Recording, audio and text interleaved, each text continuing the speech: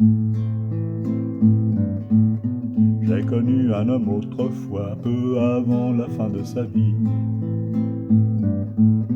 On se rencontrait quelquefois pour converser comme des amis.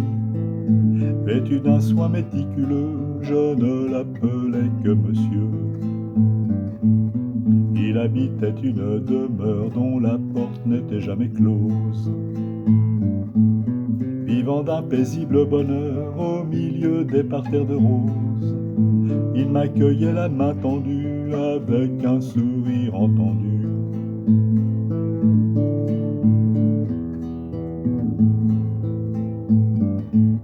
Il avait, parlant de sa femme, l'émotion du jeune galant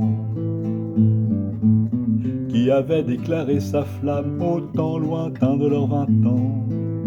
Elle lui donnerait les enfants qui seraient la fierté de sa vie. Il m'enseigna la tolérance, la modestie, l'humilité. Avec humour et bienveillance, l'amitié, la fraternité.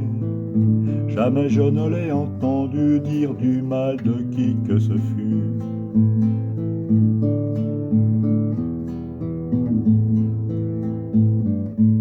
Cet homme qui envers le destin avait tant de reconnaissance, de l'avoir comblé à ce point, un jour m'évoqua son enfance, et peu à peu en l'écoutant, je basculais dans le néant.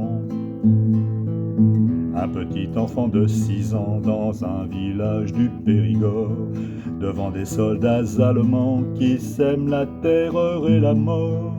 Sa maison sera incendiée, toute sa famille massacrée. Un soldat d'un geste du bras dit à l'enfant de se sauver. L'enfant d'abord ne comprend pas, puis il court sans se retourner, jusqu'à la ferme du coteau, passe la nuit dans un tonneau.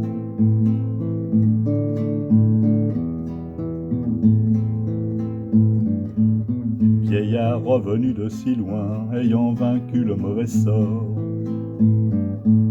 il trouva encore le moyen de plaisanter devant sa mort. Que jamais vos roses ne fanent, je vous salue, monsieur Friedman.